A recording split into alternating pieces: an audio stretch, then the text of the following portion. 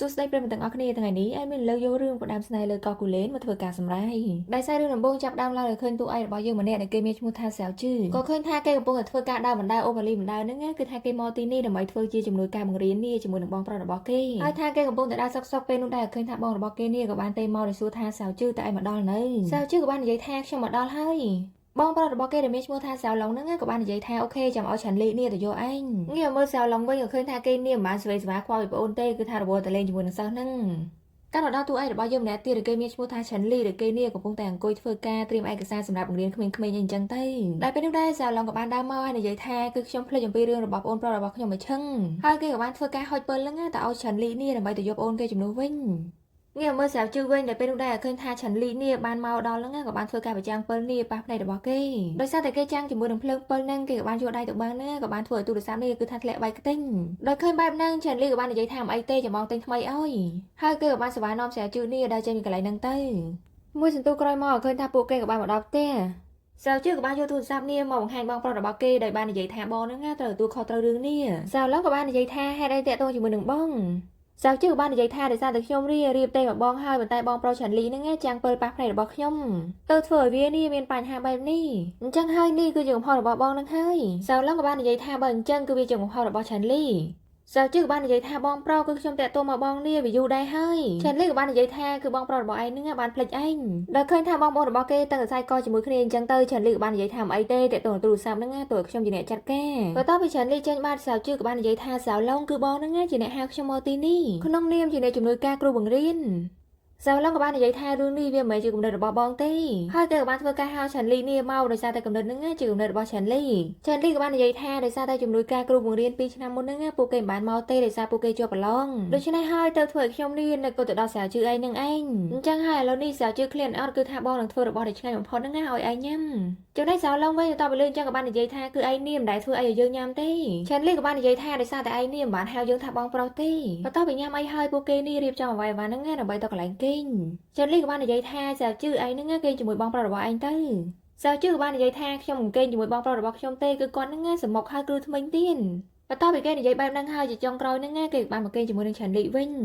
បន្ទាប់ពីម្ដងបន្ទប់ភ្លាមឃើញថាសាវជឺហ្នឹងក៏បានមកសវ៉ាមកបន្ទប់ទឹកនេះធ្វើការបាត់ម៉ាស់បាត់អីនិយាយថាគេនេះថាសម្រស់ខ្លាំងណាស់ដែលពេលនោះដែរឆាន់លីក៏បានចូលមកហើយសួរថាឯងកំពុងធ្វើអីសាវជឺក៏បាននិយាយថាខ្ញុំកំពុងតែបាត់ម៉ាស់ហើយណាមួយបងប្រុសរបស់ខ្ញុំហ្នឹងក៏ជាតារាសម្ដែងដែរហើយថាខ្ញុំក៏បានធ្វើការខ្ចីម៉ាស់របស់គាត់នេះយកមកប្រើតែបងត្រូវការប្រើដែរអន់ឆាន់លីក៏បាននិយាយថាអត់ទេហើយគេក៏បានសវ៉ាដែរចេញពីកន្លែងហ្នឹងទៅដែលពេលនោះដែរឃើញថាឥឡូវនេះគឺគេដល់ពេលធ្វើការលាងម៉ាស់ហើយគេក៏បានសប្បាយដល់ទៅបន្ទប់ទឹកតែពេលគេបើកទ្វារចូលទៅឃើញថាឆាន់លីហ្នឹងកំពុងតែមួយទឹកគឺថាដំបូងឡើយគេរៀនស្ទាក់ស្ទើរដែរប៉ុន្តែឆាន់លីបាននិយាយថាមិនអីទេចូលមកធ្វើការលាងសម្អាតអីធម្មតាទៅដែលពេលនោះដែរឆាន់លីនេះក៏បានប្រើឲ្យសាវជឺហ្នឹងហើយកសែងឲ្យគេផងចំណែកសាវជឺវិញនិយាយថាគេឡើងអៀនតែម្ដងគឺថាហើយកសែងឲ្យនេះគឺគេមិនហ៊ានមើលទៅមុខទេកាលមកដល់ព្រឹកថ្ងៃស្អែកឃើញថាទេសភាពនៅលើកោះនេះនិយាយថាស្រស់ស្អាតខ្លាំងមែនទែនគឺថាទេសភាពហ្នឹងឡើងខៀវខ្ចីងាកមើលសាវជឺវិញបន្តពីគេផ្ញើគេភ្លាមឃើញថាគេក៏បានសប្បាយអឺតមើលទេសភាពបន្តិចដែលពេលនោះដែរបងប្រុសរបស់គេក៏បានទេមកដល់និយាយថាឯងនេះបញ្ញាប់ចុះមកញ៉ាំអាហារពេលព្រឹកមួយសន្ទុះក្រោយមកឃើញថាគេក៏បានធ្វើការរៀបចំខ្លួនហ្នឹងប្រងដើរទៅរកញ៉ាំអីហើយដែលពេលនោះដែរឃើញថាឆាន់លីនេះក៏បានដើរហាត់ប្រាណហ្នឹងមកដល់កន្លែងហ្នឹងដែរហើយឆាន់លីក៏បានសួរថាតើពេលថ្ងៃអញ្ចឹងឯងវិញផ្លូវអន់ដោយខ្លាចថាបងវិញអញ្ចឹងទៅឆាន់លីក៏បាននិយាយថាអូខេឥឡូវហ្នឹងទៅជាមួយបងវិញញ៉ាំបងជូនទៅងាកមើលសាវឡុងវិញក៏ឃើញថាគេនេះជាអ្នកធ្វើការចែកនំចែកអីនេះទៅដល់ក្មេងៗតែថាក្មេងៗហ្នឹងបានធ្វើការដណ្ដើមគ្នានិយាយថាគេខ្លាំងខ្លាំងមែនតើដោយសារតែគេនិយាយមិនស្ដាប់ងាកមើលសាវជឺវិញក៏ឃើញថាគេនេះមិនបានទៅញ៉ាំកន្លែងផ្ទះបាយទេគឺថាឆាន់លីនេះបានធ្វើការលើកអាហារលើទឹកក្រូចអីហ្នឹងមកឲ្យសាវជឺនេះនៅខាងក្រៅវិញដោយគេបាននិយាយថានៅខាងក្រៅនេះរញ៉ៃណាស់អញ្ចឹងហើយញ៉ាំនេះទៅនិយាយរួមទៅឃើញថាគេហ្នឹងមើលថែសាវជឺនេះដោយកូនក្មេងអញ្ចឹងមួយសន្ទុះក្រោយមកឃើញថាសាវជឺនេះក៏បានលើកចានលើកអីហ្នឹងយកមកឲ្យបងប្រុសរបស់គេវិញហើយគេក៏បាននិយាយជាមួយអ្នកគ្រូថាអ្នកគ្រូតើមានអីឲ្យខ្ញុំជួយអន់តែបងប្រុសរបស់គេនេះមកជួយអីទេឲ្យគេហ្នឹងទៅអង្គុយទៅអ្នកគ្រូយាក៏បានសួរថាតើគេហ្នឹងជាបងប្រុសរបស់ឯងតើអន់សាវឡុងក៏បាននិយាយថានឹងហើយប៉ុន្តែខ្ញុំតែងតែសង្ឃឹមថាម៉ែរបស់ខ្ញុំនឹងរើគេមកចិញ្ចឹមនិយាយទៅគឺថាបងប្អូនរបស់គេនឹងមិនសូវត្រូវគ្នាទេដែលពេលនោះដែរសាវឡុងក៏បាននិយាយថាសាវជឺឯងនឹងធ្វើការបេះផ្លែចម្ពូហើយយកត្រឡប់មកឲ្យបងវិញបន្តិចមកតែថាសាវជឺនេះមិនបានខ្វល់ទេគឺគេរវល់តែលេងហ្គេមឆាន់លីក៏បានអត់បញ្ជាក់ហើយនិយាយថាតោះទៅចាំបងនឹងទៅបេះជាមួយឯងមួយសន្ទុះក្រោយមកឃើញថាពួកគេក៏បានធ្វើការបេះវាបិទមែនប៉ុន្តែឆាន់លីនឹងជាអ្នកឡើងបេះដែលពេលនោះដែរសាវជឺក៏បានធ្វើការញ៉ាំប៉ុន្តែឃើញថាគេនេះញ៉ាំឆ្ងាញ់ទេក៏បានខំមួយម៉ាត់ហើយនឹងខ្ជាក់ចេញ ฉันรีก็บ้านใหญ่ท่าโนไปเยอะยามเพียบตอนจังงานเตะจำบองสมงดเบียเอาให้นึกคือท่าดังกับงานให้แต่ชื่อบ้านใหญ่ท่าบองเปล่าฉันรีแต่บองกระท่าบองประบักยมนึกเมื่อเตอได้ยืมเซอร์สรูนใหม่เต้โดยสร้างแต่ยมเมื่อเตอคือในครูยีเนี่ยก็ไม่อายุจานยังกอดได้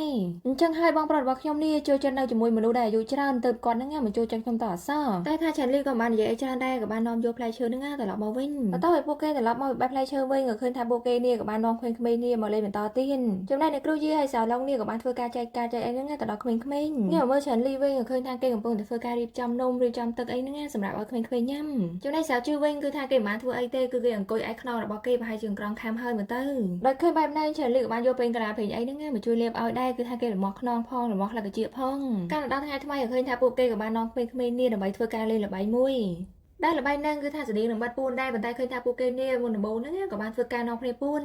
ท่าตากรมหน้าได้จับบ้านโกนกรมหรือบอลเนี่ยเตยนึกบ้านจานจิ้งจะได้ฉันรีเว้นดาวเจ้าดาวแล้วนี่กับบ้านเคยปูนกับปูนแต่ปูนพอต่อไปเคยจังเก็บบ้านดาวโลบโลดไว้ถ้วยการปัญญาสาวชื่อพอต่อไปถ้วยเอาสาวชื่อพญาให้คือท่าสาวชื่อเนี่ยกับบ้านสวารถจะมีอะไรนึงอย่างลื่นแต่ถ้าฉันรีเนี่ยก่อมโปรมได้กับบ้านถ้วยการได้จับอยู่ท่าเอาโอนึกหลังในทำมาดองพอต่อไปจับบ้านสาวชื่อให้ฉันรีกับบ้านใหญ่ท่าเกิดแล้วนึกชมใช่ให้พอต่อไปน้องคนนี้เล่นใบเลยเอาจะđược hơnท่าฉันรีเนี่ยกับบ้านมาให้ตึกมาดองสาวชื่อบ้านใหญ่ท่าบ้องต่อไปยาตัวเต้ไว้แต่ซาแต่แล้วนี่เพลียงให้พอต่อไปเรื่องบ้านนั่งฉันรีเนี่ยกับบ้านสวารลังจังบิดตึกหนังใบน้องคนนี้นึกง่ายรถติดโจ้ต่อไปจังชงเอาแต่มาดองคือทางเกนี่คืองูตึกหลังซ้ำให้ใบจะคลายตึกเพลียงพอต่อไปเก็บมาดองกับหลังโจ้ขึ้นทางเกกับบ้านโจ้ได้นึกง่ายต่อไงสอดบ้านสาวชื่อให้เก็บบ้านใหญ่ท่าสันจะยืนเอาเนี่ยก็ซ้ำได้จังให้ต่อผู้ยืนนึกง่ายไปเหยาะรถเต้แต่สาวชื่อบ้านมาใกล้ดังใหญ่ท่าอัดเต้ไปสันอยู่ชมเต้นึกง่ายไปให้จะซ้ำเอาให้หรือมุมแต่ดอลแต่ถ้าฉันลิมโปรมเต้กับบ้านสมาเตียงกีนึกง่ายรถเต้พลิมได้มุ้ยฉันตู้กรอยหมอขึ้นทางเกกับบ้านมาดองกับไหลมุ้ยได้น้องตีนูคือท่าบ้องประดับสาวชื่อให้เนี่ยครูยืนนึกง่ายก่อนเดินหนังได้สาวล้อมก็ต่อไปขึ้นจังกับบ้านใหญ่ท่าฉันลีแต่ไอซ์ลีชดบ่ายจังนึกง่ายจังเตะเต้นแนวมันแดงแมนฉันรีกับบ้านใหญ่ท่าไอซ์กูเต้ไอให้มันตอบมาเกกับบ้านเงี้ยมันช่วยทัวร์การพูดเอาหรือว่าสาวชื่อสาวล้อมกับบ้านใหญ่เตี้ยท่าฉันรีไอเนี่ยไปหยาบน้องโอนหรือว่าเยอะหรือเตี้ยเตอร์ไปหยาบโอนหรือว่าเยอะมาได้ได้เป็นดูได้เคยท่าสาวชื่อเนี่ยกับบ้านโยเอาหรือว่าเกนึกง่ายหมู่บ้านฉันรีโดยสร้างแต่มือเตอร์นึกง่ายไปเรียนซีเป็นก็ต่อไปขึ้นจังบอลหรือว่าเกกับบ้านใหญ่ท่าสาวชื่อมีแต่มนุษย์ใส่เต้หรือเกทัวร์แบบนั่งได้ลืมแบบนั่งสาวชื่อเนี่ยกับเกโชว์ทัวร์การจองเอาเตอร์การมาดองให้ทำไมมันต้องมีสาวชื่อเพียงเกย์ให้นี่กับขึ้นทางเกกับบ้านสบายล่างได้เป็นดูได้กับบ้านลือฉันลีใส่ฮาวเกเติมเกนึกง่ายเป็นยาปัญญาจอเตอร์มือฉันตู้กรอยหม้อเคยท่าฉันลีเนี่ยกับบ้านนอมสาวชื่อมันเอากระไรมือก็ทำมือเตอร์สระสะอาดเต้นให้มันตอบเมาปูเกตั้งปีเนี่ยกับน้องเคลียร์เธอการจีกองนึกง่ายได้เล่นต่อเตียเตอร์การมาดองให้ทำไมกับเคยท่าสาวชื่อให้ฉันลีนึกง่ายอยู่ไปท่าปูเกนี่ทัวร์ไอกับทัวร์จมูกเคลียได้ส่งไปแต่ปูเกทัวร์การเริ่มไม่เชิญนกขังกรองดำบุเลนี่กับปูเกนึกง่ายทัวร์จมูกเคลียการนอนด้านท้ายเป็นตอบตีหรือเคยทำปูเกกับบ้านเพื่อการนอนเพลย์ไซน์จะได้นี่ดำใบโยแต่ด้านนอกด้านกุนเล่นดำใบปูเกนี่เงี้ยส่วนล่างแต่มือเพลย์กุนเล่นมือถึงตู้กระหม่อเคยทำสาวชื่อนึกง่ายเกจิเนะล่างมือจนได้ฉันรีวิ่งคือทางเกจิเนะเพื่อการตกจะได้โอนดบักกี้บรรดาทางเกนี่รวมเคยเต้นจังให้สาวชื่อนึกง่ายกับบ้านเพื่อการจังหัววิ่งเมาฉันรีกับบ้านในใจแท้คือเนี่ยมันได้บ้านเพื่อการหกเพลย์กุนเล่นสตรอคือเหมือนดังทาตาเวมันนึกง่ายเมนูเจ็ดง่ายอยู่ปนนาเต้การมันดองง่ายเป็นตอบตีหรือเคยทาสาวชื่อนี่กับบ้านเพื่อการใบเพลย์กุนเล่นนึกง่ายบ้านจรังคลางเหมือนเต้นได้เป็นดูได้เคยทาเกบ้านเพื่อการใบเพลย์กุนเล่นนี่บ้านปีนึกง่ายคือทาไปจอกคนนี้โดยหยุดพลุนจังจนได้ฉันรีไว้อยู่ต่อไปเคยอยู่ทาเก็บเพียบเอาเหมือนเต้นให้เกนึกง่ายปรองเพื่อการบ่อยามให้แต่สาวชื่อนี่กับบ้านใบเจนให้กับบ้านเรือแบบเซนเอาอีกจังงั้นแน่ผลตายเคยทาเกมโปรยามเต้โดยเคยแบบนั้นสาวชื่อนี่กับบ้านเพื่อการแบบทำไมปิดดาวนึกง่ายหอยเอาเกบันเกนี่ปรองเพื่อการบ่อยามบรรดาฉันลีนึกง่ายคือโคยคลางเหมือนเต้นเอาไปเด็กเกบ่อยนี่คือเกมบ่อยามเต้ก็ยกไล่เก็บบ่อให้เนี่ยอยู่ตัวยอดมอดบอสาวจื้อพลิมให้มันตอบมอฉันลีเนี่ยกับบ้านมอถวยการรีบจำตึกไพรกุเลนึกง่ายสำหรับเอาสาวจื้อพังการมันดองไงมันตอบตีหรือเคยท่าสาวจื้อกับบ้านมาโดยฉันลีเนี่ยดังเพลียงแต่มาดองให้มันตอบอีกเกมันดองเพลียงกับบ้านถวยการเขาชัดเนี่ยแต่เอาฉันล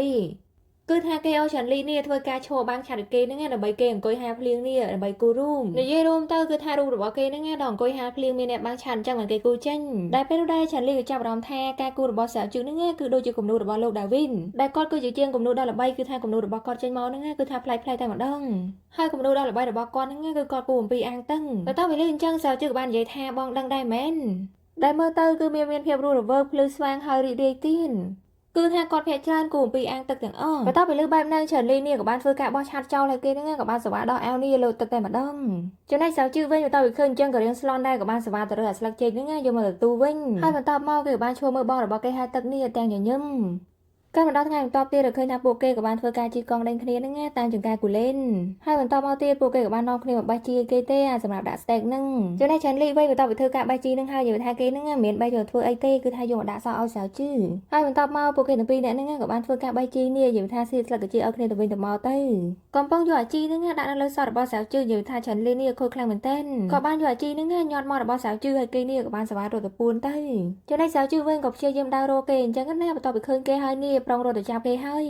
យតែថាគេហ្នឹងក៏បានរអិលដួលនិយាយថាប្រឡាក់លំពេញហ្នឹងតែម្ដងបន្តទៅឃើញបែបហ្នឹងហើយចាន់លីនេះក៏បាននាំប្អូនគេហ្នឹងដើម្បីមកធ្វើការលៀងឲ្យនិយាយថាគេហ្នឹងមើលថែដូចកូនក្មេងអញ្ចឹងកាលមកដល់ពេលយប់វិញក៏ឃើញថាពួកគេក៏បានមកអង្គុយរងចាំមន់ដុតដោយពួកគេធ្វើការដុតមន់នៅដើមគូលែនចាន់លីក៏បាននិយាយថានៅពេលដែលយើងធ្វើការដុតជាមួយដើមគូលែនហ្នឹងគឺវាមានក្លិនឈ្ងុយមួយសន្ទុះក្រោយមកឃើញថាបុរសម្នាក់ក៏បានធ្វើការយកមន់យកឆ្នាំងអីនេះយកមកដាក់ធ្វើការដុតបន្ទាប់ពីដាក់មកហើយពួកគេក៏បានធ្វើការដំឡើងភ្លើងឲ្យវាឆាប់ឆ្អិនតែពេលនោះដែរសាវជឺក៏បាននិយាយថាមើលទៅអណ្ដាតភ្លើងឡើងស្រស់ស្អាតតែម្ដងមួយសន្ទុះធំក្រោយមកឃើញថាមកដែលពួកគេបានធ្វើការដុតនេះគឺថាឆ្អិនហើយដែលមើលទៅឃើញថាទំនងខ្លាំងមែនទែនហើយបន្ទាប់មកពួកគេក៏បានធ្វើការញ៉ាំអាហារជុំគ្នាទៅគឺថាមិនមែនតែពួកគេញ៉ាំតែពីរនាក់ទេគឺថាមានសិស្សនិងគ្រូផ្សេងៗទៀតបន្ទាប់ពីពួកគេញ៉ាំអីហើយឃើញថាពួកគេក៏បានមកធ្វើការដុតដាក់ស្លឹកឈើងប់នេះដើម្បីឲ្យចេញជាផ្កាភ្លើងដោយសារតែសាវជឺគឺចង់គូគំនូជាផ្កាភ្លើងហ្នឹងអញ្ចឹងហើយដល់គេនេះមកមើលជាក់ស្ដែងបែបហ្នឹងមួយសន្ទុះក្រោយមកឃើញថាផ្កាភ្លើងហ្នឹងចាប់ដើមឆេះអស់ហើយប៉ុន្តែឃើញថាឆាន់លីនេះមិនព្រមឈប់ទេគឺថាគេនៅបន្តធ្វើការដុតភ្លើងហ្នឹងឲ្យអូនគេទៀតគឺថាគេចង់ឲ្យអូនរបស់គេនេះធ្វើការគូវាហើយការមកដល់បន្ទប់វិញឃើញថាសាវជឺកំពុងតែអង្គុយនឹកគិតអំពីរូបភាពរបស់គេហើយនឹងឆាន់លីនៅកំឡុងពេលហ្នឹងឃើញថាពួកគេហ្នឹងមើលថែគ្នាខ្លាំងមែនតើគឺថានាំគ្នាធ្វើការបោះកំទេចភ្លើងនេះឲ្យគ្នាទៅវិញទៅមកដែលមើលទៅឃើញថាទំនាក់ទំនងរបស់ពួកគេហ្នឹងគឺថាស្និទ្ធស្នាលខុសពីធម្មតាបន្ទាប់ពីនឹកគិតដល់ពេលហ្នឹងភ្លាមឃើញថាគេនេះក៏បានរៀបចំកន្លែងហ្នឹងដើម្បីធ្វើការគូគំនូហើយមួយសន្ទុះធំក្រោយមកឃើញថាគេក៏បានធ្វើការគូហើយប៉ុន្តែគំនូរបស់គេហ្នឹងគឺថាដូចជារហែកអញ្ចឹងហើយគេក៏បានគេលូនលើសាឡុងហ្នឹងទៅគឺថាមិនបានតែគេនៅលើបន្ទប់ទេការមកដល់ព្រឹកថ្ងៃស្អែកឃើញថាចាន់លីក៏បានមកមើលគំនូរបស់សាវជឺហើយកំឡុងពេលដែលគេអង្គុយមើលគំនូនេះឃើញថាជើងរបស់សាវជឺហ្នឹងក៏បានយកមកដាក់លើគេតែម្ដងបន្ទាប់ពីឃើញអញ្ចឹងចាន់លីក៏មិនបានយកចេញពីគេដែរគឺថាគេហ្នឹងគ្រាន់លើកចេញពីដៃគេទេហើយបន្តដាក់លើភ្លៅគេតទៀតតែពេលនោះដែរឃើញថាសាវជឺនេះក៏បានភ្ញាក់ឡើងចាន់លីក៏បាននិយាយថាដោយសារតែម្សិលមិញហត់នឿយពេកគឺថាគ្រាន់គេលើខ្នើយភ្លាមហ្នឹងគឺថាខ្ញុំលក់តែម្ដងអញ្ចឹងហើយទៅខ្ញុំមិនបានកត់សម្គាល់ថាឯងនេះមិនបាននៅក្នុងបន្ទប់សាវជឺក៏បាននិយាយថាយប់មិញហ្នឹងគឺថាខ្ញុំគូគំនូយ៉ាងសប្បាយរីករាយចាន់លីក៏បាននិយាយថាតើឯងអាចធ្វើការឲ្យគំនូនេះមកខ្ញុំបានអត់ហើយបន្តមកខ្ញុំនឹងធ្វើការលាបជញ្ជាំងពណ៌ក្រហមរួចយកទាំងគំនូនេះទៅព្យួរលើវាបង្កើតបានជាភ្លើងវ័យយំហើយបើសិនជាខ្ញុំធ្វើការលាបជញ្ជាំងពណ៌ខៀវគឺយើងអាចមើលឃើញថាគឺវាជាផ្ទៃសមុទ្រមួយដ៏ជ្រៅចាន់លីក៏បាននិយាយថាបងមើលយល់ដែរបន្ទាប់ពីលីអញ្ចឹងចាន់លីក៏បានសួរថាតើវាមើលទៅពិបាកយល់ណាស់មែនដល់ឃើញថាសាវជឺមិនសូវសប្បាយចិត្តអញ្ចឹងចាន់លីក៏បាននិយាយថាគឺខ្ញុំនេះក៏មិនសូវដឹងមែនដែរប៉ុន្តែឧទាហរណ៍ថាយើងធ្វើការអាំងសាច់មាន់ដូចជាម្សិលមិញនេះហើយយើងប្រៀបតែគំនូហ្នឹងគឺដូចជាចង្ក្រានអញ្ចឹងថាបើអញ្ចឹងឯងគិតមិនដែរចំណែកសាវជឺវិញបន្ទាប់ពីលីអញ្ចឹងក៏គេរៀងអស់ស្នេហ៍នឹងបងគេដែរមួយសន្ទុះក្រោយមកឃើញថាពួកគេក៏បាននាំគ្នានេះមកបេះផ្លែស្អីគេទេគឺថាព្យាយាមគប់ផងវាយផងហ្នឹងល្មមទៅជ្រុះបានញ៉ាំដែលពេលនោះដែរឃើញថាសាវជឺនេះក៏បានធ្វើការយកមកញ៉ាំមិនអញ្ចឹងណាក៏ឃើញថាគេនេះគឺជូរខ្លាំងមែនទែនហើយបន្ទាប់មកគេក៏បានយកទៅដាក់មាត់ចាន់លីរួចនិយាយថាគឺវាឆ្ងាញ់ណាស់បន្ទាប់ពីលើអញ្ចឹងចាន់លីនេះក៏ខំញ៉ាំដែរប៉ុន្តែមានណាគឺថាឡើងជូរហៀងមួយសន្ទុះក្រោយមកឃើញថាពួកគេក៏បានមកធ្វើការហែលទឹកលេងជាមួយគ្នាចំណែកចាន់លីវិញនិយាយថាខ្វល់ខ្វាយប្អូនណានិយាយថាសិតតែជួយវាយសក់វាយអីឲ្យទៀតបន្ទាប់ពីនាំគ្នាហៅអង្ការអស់ចិត្តឃើញថាសាវជឺនេះក៏បានមកធ្វើការត្រាំទឹកនៅក្នុងតទៀតហើយកំឡុងពេលដែលគេត្រាំទឹកនេះឃើញថាចាន់លីហ្នឹងក៏បានដើរចូលមកដែរបន្ទាប់ពីឃើញបែបហ្នឹងនិយាយថាសាវជឺនេះគឺថាលង្អៀនតែម្ដងដោយសារតែគេត្រាំទឹកហ្នឹងគឺថាគេស្រាតទេដល់ឃើញថាសាវជឺរៀងស្ងាត់អញ្ចឹងចាន់លីក៏បានសួរថាតើមានរឿងអីមែនសាវជឺក៏បាននិយាយថាអត់មានរឿងអីទេចាន់លីក៏បាននិយាយទៀតថាអ្វីដែលឯងបាននិយាយកាលពីថ្ងៃមុននេះខ្ញុំក៏បានយកមកគិតដែរមនុស្សគ្រប់គ្នាបាននិយាយថាអតិភិបហ្នឹងគឺថាសមហេតុផលដែលនោះហើយជាអ្វីដែលឯងបាននិយាយគឺថាវាហ្នឹងជាសំណើមិនពិនដល់ឃើញថាសាវជឺបានឆ្លើយតបទេគេក៏បានសួរថាសាវជឺតើឯងស្ដាប់បងអត់សាវជឺបាននិយាយថាខ្ញុំនៅស្ដាប់ទេដោយឃើញថាពីបាននិយាយគ្នាពេកចាន់លីនេះក៏បានដើរចេញពីបន្ទប់ទឹកទាំងគេនេះមិនតន់ស្លៀកអីទេហើយថាគេក៏បានមកជួក្បែរសាវជឺនិយាយថាសាវជឺនេះគឺអៀងខាងមែនតើដោយសារតែខ្លួននេះមិនបានស្លៀកអីអញ្ចឹងណាគឺថាគេនេះបង្កើតឲ្យឃើញអស់ហើយកាលមកដល់ថ្ងៃថ្មីក៏ឃើញថាអ្នកគ្រូយានេះក៏បាននិយាយជាមួយសាឡុងថាឥឡូវហ្នឹងគឺពួកយើងខ្វះបឺអញ្ចឹងហើយមិនឯងទៅទិញតិចទៅដោយសារតែហាងហ្នឹងជីទៅទិញទៀតតែ20នាទីទេសាឡុងក៏បាននិយាយថាមិនឲ្យចាន់លីទៅទិញទៅអ្នកគ្រូយើងក៏បាននិយាយថាហេតុអីមិននិយាយហ្នឹងចូលចិត្តប្រើចាន់លីម្ល៉េះសាឡុងក៏បាននិយាយថាដោយសារតែគេនេះស្រួលប្រើដែរទេដោយលើបែបហ្នឹងចាន់លីក៏បាននិយាយថាអូខេខ្ញុំទៅទិញក៏បានដែរបន្ទាប់ពីលើបែបហ្នឹងសាវជឺនេះក៏បានមកជាមួយដែរគឺថាបងរបស់គេតាណាហ្នឹងគេទៅតាមរហូតមួយសន្ទុះក្រោយមកឃើញថាពួកគេក៏បានមកដល់ហាងហ្នឹងហើយចាន់លីក៏បានសួរម្ចាស់ហាងថាតើអ្នកគ្រូយើងហ្នឹងមានតាក់ទងមកនៅគឺថាខ្ញុំមកទីនេះដើម្បីយកបឺចំណែកសាវជឺវិញក៏បាននិយាយថាហាងនេះមើលទៅស្រស់ស្អាតខ្លាំងណាស់ចំណែកបងប្រុសរបស់ខ្ញុំគឺក៏មិនចូលចិត្តកន្លែងបែបនេះទេគឺក៏ចូលចិត្តទៅលេងនៅជនបទជាង បន្ទាប់ពីពួកគេធ្វើការយកអ្វីបានហើយនេះឃើញថាគេមិនបានទៅភ្លាមទេក៏ឃើញថាពួកគេក៏បានធ្វើការកំងទឹកអាឡឹកទឹកកាហ្វេអីហ្នឹងហើយនំនេះដើម្បីអង្គុយញ៉ាំជជែកគ្នាដែរតែពេលនោះដែរឃើញថាឆាន់លីនេះឃើញថាគេហ្នឹងក៏បានយកទូរស័ព្ទនេះមកស្ដាប់បទចម្រៀងតែមិនដឹងថាបទចម្រៀងហ្នឹងបទអីគេទេគេក៏បានហៅសាវជឿនេះមកស្ដាប់ជាមួយគេដែរគឺសុទ្ធតែនាំគ្នាធ្វើការស្ដាប់ការខ្សែជាមួយគ្នាអញ្ចឹងណាដែលមើលទៅនេះគឺថានឹងស្វីតមែនទែនគឺដូចជាគូស្នេហ៍គ្នាអញ្ចឹងមួយសន្ទុះក្រោយមកឃើញថាគេក៏បានយកអ្វីបាននេះមកដល់កន្លែងវិញសៅឡងក៏បាននិយាយថាពីអ្នកឯងនេះយឺតជាងអ្នកដឹកជញ្ជូនទៀតបន្ទាប់ពីលើអញ្ចឹងឃើញថាពួកគេនេះក៏បាននិយាយអីដែរតែពេលនោះដែរសៅជឺក៏បានប្រាប់ឆានលីថាគឺខ្ញុំនេះបានធ្វើការប្លុកបងប្រុសរបស់ខ្ញុំហើយកាលមកដល់ពេលយប់វិញក៏ឃើញថាបងប្អូនរបស់គេហ្នឹងក៏បាននាំគ្នាដេកលេងហ្គេមគឺថាពីអ្នកគេហ្នឹងមិនដែលត្រូវគ្នាមិនទេសូម្បីតែក្នុងលេងហ្គេមនេះក៏ឆ្លោះគ្នាដែរសៅជឺក៏បាននិយាយថាគឺខ្ញុំហ្នឹងឲ្យទៅលេងជាមួយបងនេះមិនដែលឈ្នះទេសៅឡងក៏បាននិយាយថាឯងនេះហ៊ានថាយើងផងហើយគេហ្នឹងក៏បានសប្បាយដែរចេញកន្លែងហ្នឹងទៅកុំបងតែខឹងគ្នាជាមួយបងប្រុសតែពេលនោះដែរឃើញថាឆាន់លីនេះក៏បានមកដល់ហើយគេក៏បានយកកសែងយកមកដាក់នៅលើសាវជឿរួចនិយាយថាឆាប់ទៅមួយទឹកទៅគឺថាបងដល់តែឆែកមើលកន្លែងស្នាក់បន្តិចសិនមួយសន្ទុះក្រោយមកឃើញថាបន្ទាប់ពីគេមួយទឹកហើយហ្នឹងក៏បានចេញមកនេះគឺថាគេដេកទាំងសក់សើមតែម្ដងហើយថាគេនេះក៏មិនដេកត្រឹមត្រូវដែរគឺថាដេកកម្មដែលពេលនោះដែរឆានីក៏បានមកដល់ហើយបានធ្វើការហៅគេនេះគេហ្នឹងដេកទៅខាងទៀតដោយសារតែម្ខាងនេះជាខាងគេទេបន្ទាប់ពីលើបងហៅអញ្ចឹងក៏ឃើញថាគេហ្នឹងក៏បានភ្ញាក់ដែរប៉ុន្តែក៏ឃើញថាគេមិនបានឡើងស្រួលបួលទេគឺថាគេហ្នឹងមកមៀលទៅតែម្ដងកាលមកដល់ព្រឹកថ្ងៃស្អែកក៏ឃើញថាគឺមិនតាន់ភ្លឺស្រួលបួលទេប៉ុន្តែក៏ឃើញថាឆាន់លីហ្នឹងក៏បានធ្វើការហៅសាវជឺដោយគេបាននិយាយថាសាវជឺក្រោកឡើងមកបងនាំឯនេះទៅមើលថ្ងៃរះសាវជឺក៏បាននិយាយថាតើពួកយើងអាចមើលថ្ងៃលេខចំនួនបានអត់តែថាឆាន់លីមិនព្រមទេក៏បានព្យាយាមហៅផងលើគេផងហ្នឹងដើម្បីឲ្យគេនេះឆាប់ភ្ញាក់ដែលពេលនោះដែរឃើញថាគេនេះក៏បានភ្ញាក់ឡើងហើយប៉ុន្តែថានៅពេលគេព្យាយាមឡើងលើក្រែហ្នឹងគឺថាគេនេះក៏បានសប្បាយអោបបងគេសិនគឺថាគេហ្នឹងឡើងខ្លួនឯងមិនរួចទេមួយសន្ទុះក្រោយមកឃើញថាពួកគេក៏បានមកដល់កន្លែងមើលថ្ងៃរះហើយតែពេលនោះដែរសាវជឺក៏បានសួរថាហេតុអីបានចម្បងចង់នាំខ្ញុំមកទីនេះដើម្បីមើលថ្ងៃរះអញ្ចឹងឆាន់លីក៏បាននិយាយថាដោយសារទេសភាពស្អាតអញ្ចឹងគឺយើងនេះគួរធ្វើការចែករំលែកគ្នាសាវជឺក៏បានសួរទៀតថាចុះបើសិនជាបងគេជាមួយបងប្រុសរបស់ខ្ញុំថាតើបងហ្នឹងហៅបងប្រុសរបស់ខ្ញុំមកមើលដែរអត់ចាន់លីក៏បាននិយាយថាគឺបងនឹងហៅគាត់មកប៉ុន្តែបងប្រុសរបស់ឯងហ្នឹងត្រូវប្រាប់គេជាមុនសិនមិនគេព្រមសុខចិត្តមកមួយសន្ទុះក្រោយមកឃើញថាថ្ងៃនេះចាប់ផ្ដើមរះហើយដែលមើលទៅគឺថាស្រស់ស្អាតខ្លាំងមែនទែនពេលដែលថ្ងៃចាប់ផ្ដើមរះហើយក៏ឃើញថាមេឃនេះចាប់ផ្ដើមភ្លៀងម្ដង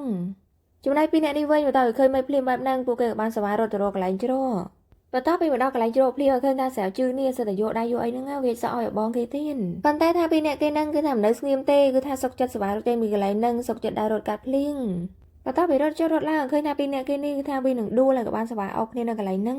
បន្ទាប់ពីបានអោបគ្នាហើយពួកគេនេះក៏មានអារម្មណ៍ថារៀងអ៊ីនគ្នាអញ្ចឹងណាដោយសារតែពួកគេមិនធ្លាប់ធ្វើអញ្ចឹងពីមុនមកហើយបន្ទាប់មកពួកគេក៏បានសប្បាយរត់ចេញពីកន្លែងហ្នឹងដើម្បីទៅផ្ទះគឺថាគេហ្នឹងរត់កាត់ភ្លៀងរហូតបន្ទាប់ពីមកដល់ផ្ទះភ្លៀងមកឃើញថាសាវជឿនេះគឺថាគេឈឺហើយដោយសារតែគេហ្នឹងរត់កាត់ភ្លៀងពេញដែលពេលនោះដែរឃើញថាឆាន់លីនេះក៏បានធ្វើការដាំទឹកក្តៅទឹកអីហ្នឹងយកមកឲ្យគេញ៉ាំដែរតែឃើញថាទឹកមុខរបស់សាវជឿនេះគឺមិនចង់ផឹកទឹកហ្នឹងទេឆាន់លីក៏បាននិយាយថាអីទេចាំបងឲ្យគេថ្នាំមកឲ្យអញ្ចឹងមួយសន្ទុះធំក្រោយមកឃើញថាឆាន់លីនេះនៅតែមិនតាន់ត្រឡប់មកវិញទេដោយឃើញបែបហ្នឹងសាវឡងក៏បាននិយាយថាតើឯងកំពុងតែរងចាំអីសាវជឿក៏បានសួរថាហើយចុះបងប្រុសឆាន់លីវិញសាវឡងក៏បាននិយាយថាគឺគេមិនអាចត្រឡប់មកវិញទេសាវជឿបន្ទាប់ពីលឺអញ្ចឹងនិយាយថាគេឡើងសើតែម្ដងបន្ទាប់ពីគេញ៉ាំថ្នាំញ៉ាំអីហើយឃើញថាគេមកអង្គុយយំនៅខាងក្រៅម្នាក់ឯងដោយសារតែគេអង្គុយនឹកគិតអំពីអនុស្សាវរីយ៍ដែលគេធ្លាប់ដើរលេងជាមួយនឹងបងប្រុសឆាន់លីប៉ុន្តែបែរជាឥឡូវហ្នឹងសុកហ្នឹងក៏មិនដឹងថាតើណាបាត់ទេសូម្បីតែមួយម៉ាត់ក៏ប្រាប់ដែរការមកដល់ថ្ងៃថ្មីជាថ្ងៃដែលសាវជឿនឹងត្រូវត្រឡប់ទៅវិញហើយដោយសារតែឥឡូវនេះគឺគេនឹងចូលកងវិញក្នុងកំឡុងពេលហ្នឹងដែរគេក៏បាននិយាយថានៅរដូវក្តៅនោះនៅលើកោះគូលែនគឺពោពេញទៅដោយដើមគូលែនគឺថាមានភាពរស់រវើកដូចជាកុមារអញ្ចឹងហើយថាខ្ញុំក៏បានរកឃើញសុភមង្គលបន្តិចដែរនៅលើកោះនោះគឺវាមានរសជាតិទឹកឃ្មុំជាមួយនឹងទឹកកកនិងផ្លែគូលែនហើយថាវាក៏មានក្លិនឈ្ងុយជាមួយនឹងសាច់មាន់ដែលដុតជាមួយនឹងដើមគូលែនប៉ុន្តែថាវាក៏មានរសជាតិផ្អែមដែរដែលជាកម្មសិទ្ធិរបស់យុវវ័យការមកដល់បន្ទប់ស្នាក់នៅសាលារៀនរបស់សាវជឺដែលពេលនោះដែរឃើញថាបងរបស់គេក៏បានទៅមកដោយគាត់បានប្រាប់ថាថ្ងៃស្អែកហ្នឹងមានឡានមកទទួលនៅមុខសាលាម៉ោង4ការមកដល់ថ្ងៃស្អែកឃើញថាពិតជាមានឡានមកទទួលគេពិតមែនតែពេលនោះដែរសាវជឺក៏បានអឺតមើលទៅឃើញថាគឺជាបងប្រុសឆាន់លីតើពីឃើញថាជាឆាន់លីនិយាយថាគេនេះសប្បាយចិត្តខ្លាំងមែនទែនប៉ុន្តែបន្ទាប់ពីគេចូលដល់ក្នុងឡានភ្លាមឃើញថាទឹកមុខរបស់គេនេះគឺមិនសប្បាយចិត្តសោះឆាន់លីក៏បានសួរថាតើឯងមានរឿងអីដែលមើលទៅដូចជាមិនសប្បាយចិត្តអញ្ចឹងសាវជឺក៏បាននិយាយថាមិនអីទេប៉ុន្តែនិយាយអញ្ចឹងគឺពួកយើងខានជួបគ្នាយូរហើយឆាន់លីក៏បាននិយាយថាគឺគ្រាន់តែ1ឆ្នាំទេគឺវាមិនយូរទេហើយកាលពីថ្ងៃនោះគឺបងចេញទៅទិញថ្នាំប៉ុន្តែបងហ្នឹងមិនអាចត្រឡប់ទៅវិញប្រហែលជាឯងនេះខកចិត្តចំពោះបងណាស់ហើយសាវជឺក៏បាននិយាយថាអត់ទេប៉ុន្តែតាមពិតទៅគឺតែបងប្រុសរបស់ខ្ញុំនេះអ្នកចេញទៅទិញថ្នាំតាំងតែពីដំបូងឆាន់លីក៏បាននិយាយថាគឺបងក៏ជាបងប្រុសរបស់ឯងដែរ ចឹងហើយនៅថ្ងៃក្រោយមានបញ្ហាអីហ្នឹងឯងប្រាប់បងមកប្រហែលជាបងនេះអាចពឹងពាក់បានជាងបងប្រុសរបស់ឯងមួយសន្ទុះក្រោយមកឃើញថាពួកគេក៏បានមកដល់កន្លែងញ៉ាំអីហើយឃើញថានាំគ្នាជញ្ជូននៅវាយវ៉ាហ្នឹងរៀបចំកន្លែងញ៉ាំអីនេះធម្មតាប៉ុន្តែបន្ទាប់ពីពួកគេចាប់ផ្ដើមធ្វើការញ៉ាំអីក៏ឃើញថាពីរអ្នកគេនេះគឺថាអង្គុយឆ្ងាយពីគ្នាមិនអង្គុយក្បែរគ្នាទេបន្ទាប់ពីឃើញបែបហ្នឹងសាវឡុងដែលជាបងប្រុសរបស់សាវជឺនេះក៏គេចាប់អារម្មណ៍ដែរហើយថាគេក៏បានសម្លឹងមើលមុខប្អូនរបស់គេហើយមុខរបស់ឆាន់លីនេះដែលមើលទៅពីអ្នកហ្នឹងគឺថាសែតែម្ដងដែលពេលនោះដែរសាវឡុងក៏បានហៅឆាន់លីនេះដើម្បីធ្វើការប៉ាវស៊ីងសុំគ្នាអញ្ចឹងទៅអ្នកណាចាញ់អ្នកនឹងផឹងប៉ុន្តែឆាន់លីក៏បានបកកាយថាខ្ញុំមិនលេងទេគឺខ្ញុំហត់នឿយណាស់ដល់ឃើញបែបហ្នឹងសាវឡុងក៏មិនបានបខំឲ្យដែរគេក៏បានធ្វើការលេងជាមួយនឹងមិត្តភក្តិគេផ្សេងទៀតទៅចំណែកឆាន់លីវិញឃើញថាគេអង្គុយមើលទៅមុខរបស់សាវជឺទេគឺថាទៅមុខរបស់ពីរអ្នកគេហ្នឹងមើលទៅនឹងសោកសៅតែម្ដងមួយសន្ទុះធំក្រោយមកឃើញថាពួកគេក៏ចាប់ផ្ដើមធ្វើការបាយផ្លូវគ្នាតែពេលនោះដែរឃើញថាឆាន់លីនេះមុននឹងគេទៅហ្នឹងក៏បានធ្វើការលេងសាវជឺដែរហើយកំឡុងពេលហ្នឹងគឺថាសាវជឺកំពុងផឹកទឹកអីអញ្ចឹងណាបន្ទាប់ពីលឺអញ្ចឹងនិយាយថាគេឡើងឆ្លោះចានេះក៏តាមវាឃើញអញ្ចឹងប្រងទៅមើលហើយប៉ុន្តែសាវឡុងក៏បាននិយាយថាមិនបាច់ទេចាំយើងអ្នកទៅមើលវិញដែលពេលនោះដែរសាវជឺក៏បាននិយាយថាហេតុអីបានខ្ញុំជាខ្ទើយហេតុអីបានជាគាត់មិនមែនហើយគេក៏បាននិយាយផងយំផងថាគឺខ្ញុំគិតថាពួកយើងអាចដូចគ្នានៅពេលដែលពួកយើងអាចជួបគ្នាម្ដងទៀតគឺថាឥឡូវនេះគឺខ្ញុំជាអ្នកចាញ់សូម្បីតែមុខរបស់គាត់នេះគឺខ្ញុំមិនហ៊ានមើលផងចំណែកសាវឡុងវិញគឺថាគេមិនបាននិយាយអីច្រើនទេក៏បានធ្វើការចាក់ទឹកចាក់អីហ្នឹងឲ្យបងអូនផឹកនេះដើម្បីឆាប់ស្មានបន្តិចហើយគេក៏បានសួរថាតើរឿងហ្នឹងចាប់ផ្ដើមតាំងតែពេលណាសាវជឺក៏បាននិយាយថាគឺគ្មានចាប់ផ្ដើមអីទេគឺក៏បានយកស្រានេះយកមកផឹកតទៀតដោយឃើញថាចាំឆ្នះទេសាវឡុងក៏បាននិយាយថាសាវជឺគឺគេមានសង្សារហើយចំណែកសាវជឺវិញបន្ទាប់ពីលឺអញ្ចឹងក៏បានធ្វើការយកស្រានេះលើកដង្ដាច់តែម្ដងដោយឃើញបែបហ្នឹងសាវឡុងក៏បានព្យាយាមខត់ដែរប៉ុន្តែសាវជឺហ្នឹងគឺថាមិនព្រមទេក៏បានធ្វើការរុញបងទៀតរួចគេក៏បាននិយាយថាការដែលបងស្នើសុំឲ្យគាត់ទៅយកខ្ញុំហ្នឹងជាចេតនារបស់បងមែនគឺថាបងមានបំណងថាធ្វើឲ្យខ្ញុំហ្នឹងអាក្រក់នៅចំពោះមុខគាត់សាវឡុងក៏បាននិយាយថាតើនរណាគេដែលធ្វើឲ្យឯងល្ងងហើយថាខ្លួនរបស់ឯងនេះធ្វើមិនបានទេហើយតែមិនជាឯងហ្នឹងដែលបន្តអ្នកដទៃបន្ទាប់ពីលឺអញ្ចឹងនិយាយថាសាវជឺនេះឬទៅខឹងក៏បាននិយាយថាបន្តខ្ញុំមកគឺខ្ញុំហ្នឹងជាសម្រាមគឺថាខ្ញុំជាមនុស្សដែលគ្មានប្រយោជន៍ដល់ឃើញបែបហ្នឹងសាវឡុងក៏បានធ្វើការទះមួយកំភ្លៀងទៅសារតែចង់ឲ្យប្អូនហ្នឹងស្វាងតែងហើយបន្ទាប់មកគេក៏បានសប្បាយទៅអោបប្អូនរបស់គេទៅចំណែកសាវជឺវិញនៅតែបន្តស្រែកយំថាគឺខ្ញុំជាអ្នកខុសគឺវាជាកំហុសរបស់ខ្ញុំសាវឡុងក៏បាននិយាយទៀតថាគឺបងដឹងថាឆាន់លីហ្នឹងគឺគេជាមនុស្សល្អហើយថាគេក៏ជាបងប្រុសដ៏ល្អម្នាក់ដែរប៉ុន្តែឥឡូវនេះបងប្រាប់ឯងគឺគេគ្រាន់តែជាបងប្រុសរបស់ឯងទេបើសិនជាឯងនៅតែបន្តធ្វើការកើតអំពីរឿងល្ងងបែបនេះទៀតគឺថាឯងហ្នឹងជាកំពូលមនុស្សល្ងងហើយបន្ទាប់មកគេក៏បានធ្វើការគ្រាប្អូនគេនេះដើរចេញពីកន្លែងហ្នឹងដើម្បីទៅផ្ទះដែលពេលនោះដែរក៏ឃើញថាឆាន់លីនេះគឺគេមិនបានតាណាទេគឺថាគេហ្នឹងក៏បានឈួរមើលទស្សនភាពអស់ហ្នឹងដែរបន្ទាប់ពីឃើញអញ្ចឹងក៏គេមិនសនុកចិត្តដែរក៏បានធ្វើការយកដៃវាយក្បាលរបស់គេដែរដោយសារតែគេហ្នឹងក៏ពិបាកចិត្តដែរកាលមកដល់ថ្ងៃថ្មីក៏ឃើញថាឆាន់លីនេះក៏បានឆាទៅសាឡុងដោយបានសួរថាហេតុអីបានជាឯងប្រាប់អូនរបស់ឯងថាយើងនេះមានសង្សារសាឡុងក៏បាននិយាយថាក្រែងឯងមានមិនអញ្ចឹងគឺខ្ញុំចាំថាឯងមានកាលឯងនេះរៀននៅវិទ្យាល័យហើយខ្ញុំក៏ធ្លាប់ជួបនាងម្ដងដែរចាន់លីក៏បាននិយាយថាគឺខ្ញុំបែកគ្នាយូរហើយឥឡូវនេះគឺខ្ញុំមិនមានមិត្តស្រីទេសាឡុងក៏បានសួរថាកាលពីជំរំរដូវក្តៅហ្នឹងគឺឯងមានមិត្តស្រីទេតើអន់ហើយបើសិនជាឯងមានតែឯងមករំខានបងរបស់ខ្ញុំធ្វើអីបន្ទាប់ពីឃើញអញ្ចឹងចាន់លីរៀបបកាយថាមិនមានទេប៉ុន្តែគេហ្នឹងក៏បានធ្វើការលុបចោលវិញដោយគេបាននិយាយថាអូខេផ្លេចវាចោលទៅឯងចង់គិតមិនគិតទៅដែលពេលដែរឃើញថាគេនេះក៏បានធ្វើការសម័យដែរគឺរាល់ពេលដែលគេបានទៅលេងកោះហ្នឹងគឺគេតែងសម័យនឹកគិតថាសាវជឺហ្នឹងតែនៅក្បែរគេរហូតកាលមកដល់ផ្ទះរបស់គេវិញក៏ឃើញថាគេក៏បានធ្វើការដំឡើងពណ៌ក្រហមហើយនិងពណ៌ខៀវហើយថាគេក៏បានធ្វើការយករូបភាពដោយសាវជឺបានគូហ្នឹងយកមកជាមួយដែរកាលមកដល់ពេលយប់នៅបន្ទប់ស្នាក់ឃើញថាសាវជឺនេះកំពុងតែអង្គុយមើលរូបភាពរបស់ឆាន់លីដែលពេលនោះដែរមើលរូបបន្ទប់នេះក៏បាននិយាយថាតើម្នាក់ហ្នឹងគឺជាហ្គេដែរតើអន់ថាតើគេមានឈ្មោះនៅក្នុងបញ្ជីរបស់ឯងអន់សាវជឺបន្តទៅលើអញ្ចឹងក៏រៀងខឹងដែរប៉ុន្តែថាគេនេះមិនចង់រស់រឿងទេ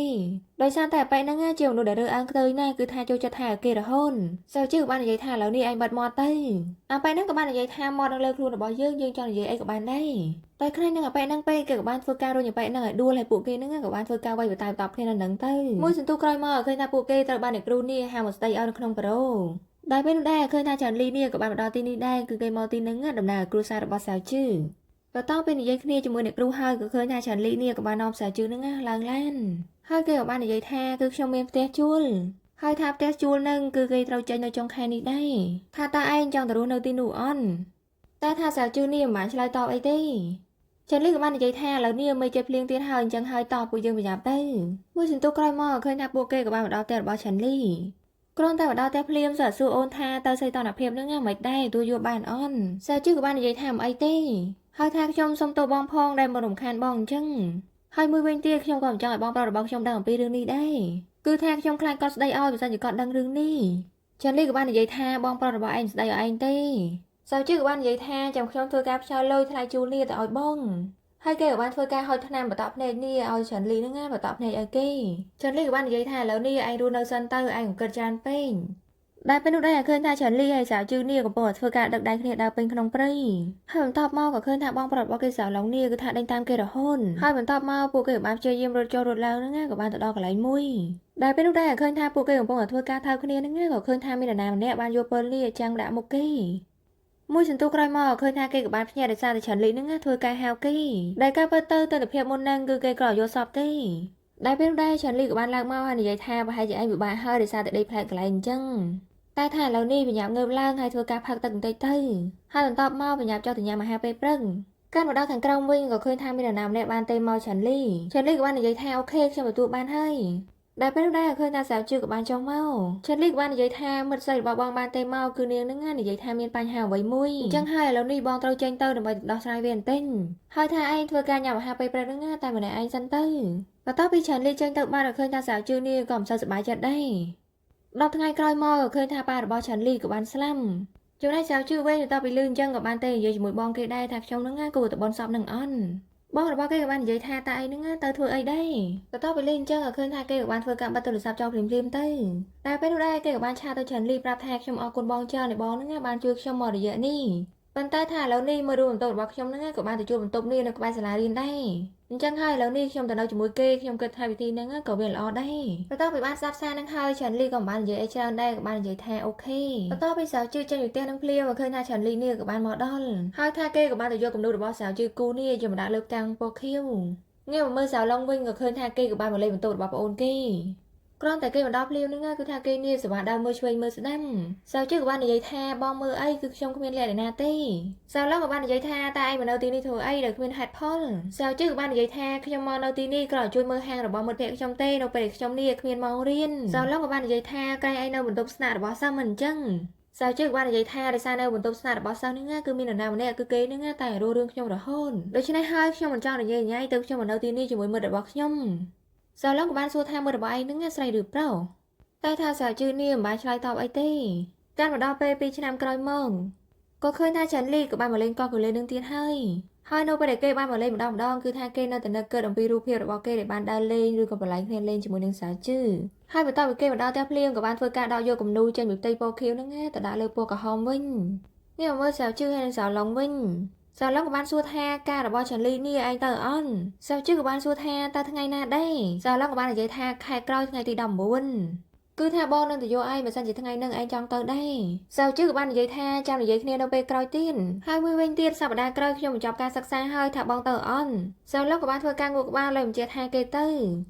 នេះមើលឆាលីវិញក៏ឃើញថាគេក៏បានធ្វើការផ្ញើសារសម្លេងនេះទៅសៅឡុងដោយគេបាននិយាយថាអ្នកគ្រូតាចុងនេះបានផ្ញើផ្លែគូលែនមកជាច្រើនកេះអញ្ចឹងហើយចាំខ្ញុំធ្វើការផ្ញើឲ្យឯងខ្លះហើយនឹងសៅជឿខ្លះសៅឡុងក៏បានតបវិញថាមិនអីទេទុកវានៅឯងទៅចាំយើងមកយកនៅពេលដែលយើងនេះមកតាមផ្លូវហ្នឹងការមកដល់ថ្ងៃថ្មីជាថ្ងៃបញ្ចប់ការសិក្សារបស់សៅជឿក៏ឃើញថាគេកំពុងតែឈួរថតរូបសុកក៏ឃើញថាបងរបស់គេបានទេមកដោយបានប្រាប់ថាអ្នកគ្រូតាចុងនេះបានផ្ញើផ្លែគូលែនមកឲ្យតែថាបងគេនេះយើងតន់ចាប់ទេគេក៏បាននិយាយថាខ្ញុំជិលទៅយល់ណាបងទុកហូបទៅហើយបន្ទាប់មកគេក៏បានយករូបថតរបស់គេនេះយកមកមើលដែលពេលនោះដែរគេក៏បានធ្វើការបង្រីកចុះបង្រីកឡើងឲ្យចាប់អារម្មណ៍ឃើញថាម្នាក់នៅក្នុងនឹងគឺដូចជាឆាន់លីអញ្ចឹងងាកមើលឆាន់លីវិញកំពុងតែអង្គុយនឹកគិតថាតើផ្លែគូលែនហ្នឹងបានទៅដល់សៅជឿនៅហើយគេក៏បានឆាតទៅសៅឡុងថាបានផ្ញើផ្លែគូលែនហ្នឹងទៅសៅជឿនៅសៅឡុងក៏បាននិយាយថាសៅជឿមិនបាននៅផ្ទះទេហើយគេក៏បាននិយាយថាគេខ្ជិលមកយកហើយមួយទៀតគេក៏មិនចង់បានវាទៀតដែរតែឃើញបែបហ្នឹងគេក៏មិនសូវសប្បាយចិត្តដែរក៏បានព្យាយាមទេទៅសៅឡុងវិញអញ្ចឹងណាតែថាសៅឡុងមិនលើកទេគេក៏បានផ្ញើវ៉យទៅថាឥឡូវនេះផ្ញើអត្តរ៉េសរបស់សៅជឿមកចាំខ្ញុំយកទៅសៅឡុងក៏បាននិយាយថាឯងរៀបការនៅខែក្រោយមិនអញ្ចឹងថាឥឡូវនេះឯងមានពេលដែរមែនប៉ុន្តែថាយើងនេះមិនចង់រំខានឯងទេចាន់លីក៏បានឆ្លើយភ្លាមៗថាគឺខ្ញុំមានពេលងាកមើលសៅជឿវិញបន្ទាប់ពីគេមកពីខាងក្រៅវិញហ្នឹងក៏ឃើញថាមានផ្លែគូលែននេះមួយប្រអប់នៅផ្ទះរបស់គេដោយឃើញបែបហ្នឹងគេក៏បានសវ៉ាទេសួរបងគេអញ្ចឹងណាថាបងផ្ញើមកឲ្យខ្ញុំមែនសៅឡុងក៏បាននិយាយថាអត់ទេបងបានឲ្យនរណាម្នាក់យកមកឲ្យឯងកាន់មកដល់ថ្ងៃស្អែកឃើញថាសៅជឿនេះគឺគេរៀបចំចេញទៅធ្វើការហើយគឺបានប្រាប់មិត្តភក្តិរបស់គេថាប្រហែលជាថ្ងៃនេះខ្ញុំធ្វើការថែម៉ោងហើយអញ្ចឹងឯងជួយមើលហាងផងដែលពេលនោះដែរឃើញថាគេក៏បានដើរមកដល់កន្លែងចំណតឡានក្រុងហើយគេក៏ចាប់អារម្មណ៍ឃើញថាឆាន់លីនេះក៏បានមកអង្គុយរងចាំឡានក្រុងដូចគ្នាចំណែកឆាន់លីវិញឃើញថាគេកំពុងតែអង្គុយស្ដាប់ការ ហើយពេលដែលគេក៏លើកឃើញសាវជឿភ្លាមគេក៏បាននិយាយថាចៃដន្យម្លេះសាវជឿក៏បានសួរថាហើយបានថ្ងៃនេះបងមកទីនេះចិនលីក៏បាននិយាយថាឡានរបស់បងត្រូវយកទៅធ្វើ maintenance ហើយអញ្ចឹងឥឡូវនេះបងជិះឡានក្រុងទៅធ្វើការហើយថាក្រុមហ៊ុនកន្លែងឯងធ្វើការនេះក៏មិនឆ្ងាយដែរអញ្ចឹងចាំបងជូនទៅហ្មងទៅបន្ទាប់ពីលើអញ្ចឹងសាវជឿក៏មិនបានបកកាយអីដែរហើយពួកគេនេះក៏បាននាំគ្នាដើរទៅក្នុងកំឡុងពេលហ្នឹងដែរនិយាយថាចិនលីនេះបារម្ភពីប្អូនខ្លាំងណាស់ព្រោះតែឃើញកង់មកភ្លាមសេវាទាញអូនចេញខ្លាញ់កង់នេះប៉ះអូនហើយគេក៏បានសួរនាំអំពីរឿងការងារថានៅកន្លែងនឹងពិបាកអូនសាវជឿក៏បាននិយាយថាអត់អីទេការងារនៅទីនោះល្អចាន់លីក៏បាននិយាយទៀតថាឥឡូវនេះបើសិនជាឯងមានការងារអីត្រូវការអីហ្នឹងប្រាប់បងមកចាំបងជួយហើយថានិយាយអញ្ចឹងសាវជឿថាតើឯងនេះបដូរលេខទូរស័ព្ទមែនសាវជឿក៏បាននិយាយថាខ្ញុំបដូរលេខតាំងតែពីខ្ញុំរៀនចំដោយលើបែបហ្នឹងចាន់លីនេះក៏បានសប្បាយហុចទូរស័ព្ទរបស់ខ្លួនហ្នឹងឲ្យសាវជឿនេះដាក់លេខរបស់គេចិនលីក៏បានសួរថាតើឯងធ្វើការសេឈ្មោះដាក់ប្អូនប្រុសអញ្ចឹងមែនសាវជឿក៏បាននិយាយថាបើមិនដាក់ឈ្មោះអញ្ចឹងដាក់ឈ្មោះបែបណាមួយសន្ទុះក្រោយមកឃើញថាពួកគេក៏បានមកដល់ក្រុមហ៊ុនរបស់សាវជឿក៏បាននិយាយថាខ្ញុំដល់ហើយអញ្ចឹងខ្ញុំទៅហើយចំណែកចិនលីវិញបានត្រូវមកឈរសម្លឹងមើលបន្តិចហើយគេក៏បានយកទូរស័ព្ទហ្នឹងមកកែប្រែឈ្មោះវិញពីប្អូនប្រុសនេះទៅជាឈ្មោះជឿ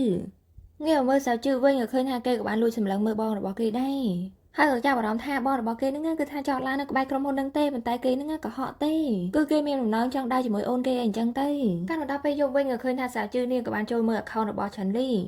ដោយគេបានធ្វើការអូសចោលអូឡាក៏ឃើញថាឆាន់លីនេះបានធ្វើការផុសរូបទាក់ទងនឹងគំនូររបស់គេដែលគេបានគូកាលពេលហ្នឹងហើយគេក៏បានសម័យនៅពេលដែលពួកគេចូលមើលការភ្លើងហ្នឹងគឺថាពួកគេពេលហ្នឹងបានធ្វើការថើបគ្នា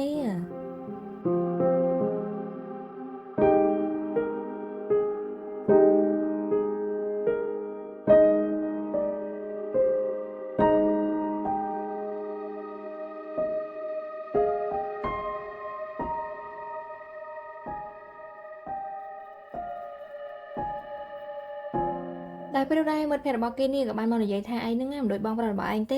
េសាវជឿក៏បាននិយាយថាបងប្រុសរបស់ខ្ញុំណាគាត់ជាមនុស្សត្រង់ណាស់ហើយឯងនេះក៏និយាយពីគាត់អីហើយគេក៏បាននិយាយវល់ទៅបងប្រុសរបស់គេថាមុខរបស់ខ្ញុំនេះយកផ្លែកូឡេហ្នឹងទៅឲ្យគេបាត់ហើយអញ្ចឹងហើយថាតើពេលណាបងធ្វើការផ្ញើខ្ញុំមកកេះទៀតសាវឡុងក៏បាននិយាយថាបងគ្មានពេលផ្ញើឯងទេឯងរកឆាន់លីទៅហើយមុខរបស់គេក៏បានសួរថាហើយចុះយើងយកផ្លែកូឡេអីហ្នឹងទៅឲ្យអ្នកដទៃពីពេលណាសាវជឿក៏បាននិយាយថាឥឡូវនេះហើយគេក៏បានយកអាផ្លែកូឡេនៅក្នុងកេះហ្នឹងចាក់ចេញហើយបន្ទាប់មកគេធ្វើការថតហើយផុសដល់និយាយថាគឺខ្ញុំមិនតាន់បានញ៉ាំទេមួយរួមបន្ទប់របស់ខ្ញុំហ្នឹងបានយកទៅឲ្យអ្នកដទៃឆាន់លីក៏បានចូលខមមិនថាចាំបងហ្នឹងផ្ញើឲ្យឯងមកកេះទៀតសាវជឿបន្តឲ្យឃើញអញ្ចឹងនិយាយថាគេឡើងសប្បាយចិត្តតែម្ដងមួយសន្ទុះក្រោយមកឃើញថាឆាន់លីនេះក៏បានធ្វើការទេមកចំណែកសាវជឿវិញបន្តឲ្យឃើញឆាន់លីទេមកនិយាយថាគេភ័យផងអៀនផងឆាន់លីក៏បានសួរថាតើថ្ងៃស្អែកពេលល្ងាចឯងទៅណេអន់គឺបងចង់ហៅឯងមកញ៉ាំអាហារជាមួយគ្នាដោយឃើញថាសាវជឿរៀងកាំងអីចឹងណាមើលរបស់គេនេះក៏បានអោនមកចិនតែថាសាវជឿបាននិយាយអីទេក៏បានបាត់ទូរស័ព្ទហើយក៏បានសប្បាយរត់ចេញពីកន្លែងហ្នឹងតែពេលនោះដែរឃើញថាគេនេះក៏បានសប្បាយរត់ចេញពីផ្ទះហ្នឹងគឺថាគេនេះសប្បាយរត់ទៅរកបងគេនឹងឯងរត់មួយសន្ទុះក្រោយមកឃើញថាគេនេះគឺថាឡើងហត់តែម្ដងដែលពេលនោះដែរឃើញថាមានកង់មួយបានជិះក្បែរហ្នឹងឬឃើញបែបហ្នឹងគេក៏បានធ្វើការរត់ប្រណាំងជាមួយនឹងកង់ហ្នឹងទៅមួយសន្ទុះក្រោយមកប្រហែលជាម្ចាស់កង់នេះអាណិតបែបបានឲ្យកង់ហ្នឹងឲ្យគេនេះជិះម្ដងទៅងាកមើលឆាន់លីវិញក៏ឃើញថាកំពុងតែដើរក្នុងផ្ទះហ្នឹងដែលពេលនោះដែរក៏ឃើញថាសាវជឿនេះក៏បានទេមកដោយបានសួរថាអាគេរបស់បងហើយផ្ទះរបស់បងហ្នឹងលេខប្រហែលដែរឆាន់លីក៏បាននិយាយថាបន្ទប់801អាគេលេខ3មួយសន្ទុះក្រោយមកឃើញថាសាវជឿនេះក៏បានមកដល់មុខបន្ទប់របស់ឆាន់លីហើយសំខាន់គឺថាគេនេះអាចធ្វើការបើក password របស់ឆាន់លីទៀតបន្ទាប់ពីចូលមកដល់ក្នុងផ្ទះឃើញថាគេនេះសប្បាយរួមមើលបងរបស់គេអញ្ចឹងណាថានៅកន្លែងណាឆាន់លីក៏បាននិយាយថាសាវជឿចំណែកសាវជឿវិញក្រក៏លេខឃើញបងភ្លាវនេះគេក៏បានសប្បាយដល់ទៅរកភ្លាមសាវជឿក៏បាននិយាយថាគឺបងក្រធ្វើការហៅខ្ញុំញ៉ាំអាហារពេលល្ងាចទេមែនឆាន់លីក៏បាននិយាយថាការពិតទៅគឺឯងក្រធ្វើការទេមកបងក៏បានដែរសាវជឿក៏បានដើរទៅចិត្តហើយក៏បានលើកទូរស័ព្ទនេះមកនិយាយថាគឺខ្ញុំគ្មានពេលទេហើយថាគេរៀបដើរចាញ់ហើយប៉ុន្តែឆាន់លីនេះក៏បានធ្វើការខត់ដោយនិយាយថាសាវជឿក៏បានសួរថាតើបងនឹងរៀបការនៅខែក្រោយតើអូនឆាន់លីក៏បាននិយាយថាអត់ទេគ្មានការរៀបការអីទេសាវជឿក៏បាននិយាយថាគឺបងធ្វើការបញ្ឆោតខ្ញុំឲ្យមកទីនេះតាមគំនិតរបស់បងបែបហ្នឹងមែនឆាន់លីក៏បាននិយាយថាគឺបងមិនប្រកាសអំពីអារម្មណ៍របស់ឯងចំណែកសាវជឿវិញក្រលឺបែបហ្នឹងភ្លាមគឺថាគេនេះសវ៉ាហក់ថើបងគេភ្លាម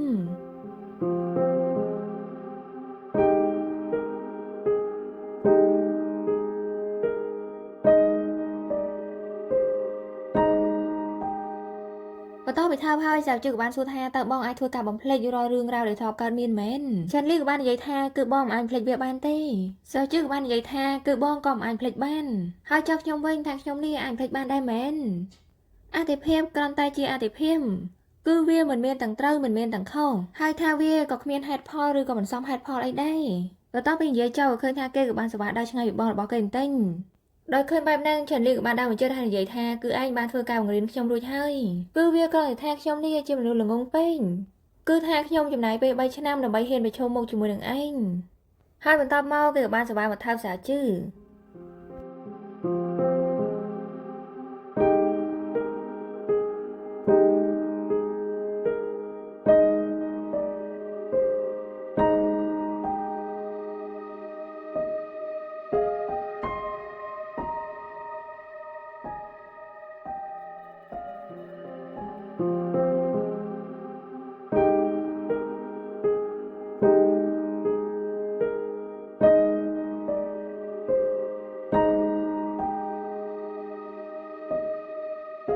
កាលមកដល់ថ្ងៃថ្មីនៅលើកោះក៏ឃើញថាសាជឺនេះកំពុងតែឈរធ្វើការបេះផ្លែគូលែនគ្រាន់តែគេដឹងថាបងរបស់គេមកភ្លាមនេះក៏ឃើញថាគេនឹងក៏បានដើរទៅពួនបន្ទិញ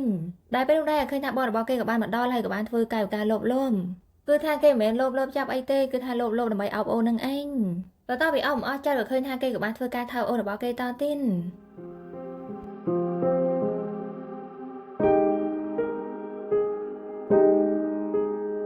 តែពេលនោះដែរសាជឺបាននិយាយថាក្រែងបងបាននិយាយហើយថាបងមិនបានមកទេនៅជំរុំរដូវក្តៅឆ្នាំនេះឆាន់លីក៏បាននិយាយថាគឺបងមិនបានចូលរួមនៅជំរុំរដូវក្តៅនេះប៉ុន្តែមិនមានន័យថាបងនេះមិនមកជួបអូនឯណាបន្ទាប់ពីលើបែបហ្នឹងសាជឺនេះក៏បានសប្បាយថើបបងគេតទៀតកំពុងតែថើបគ្នាលោកគ្រូក៏បានស្រែកសួរថាជំនួយការសាជឺនេះនៅណាចាន់នេះក៏បានស្រែកថាពួកយើងនៅទីនេះសាជឺបន្ទាប់ពីលើអញ្ចឹងក៏បានសប្បាយបាត់មាត់បងអញ្ចឹងណាក៏សួរថាបងនិយាយធ្វើអីហើយថាគេសប្បាយរត់ចេញពីកន្លែងហ្នឹងហើយប៉ុន្តែចាន់នេះក៏បានសប្បាយចាប់ជាប់ហើយថាគេក៏បានធ្វើការរាប់គ្រប់3ហ្នឹងបានគេរត់ចេញពីកន្លែងហ្នឹងប៉ុន្តែថាគេនេះរាប់ម្ដងថើបម្ដងនិយាយទៅហ្មងតែគ្រប់3ដងនេះមិនបានរត់ចេញ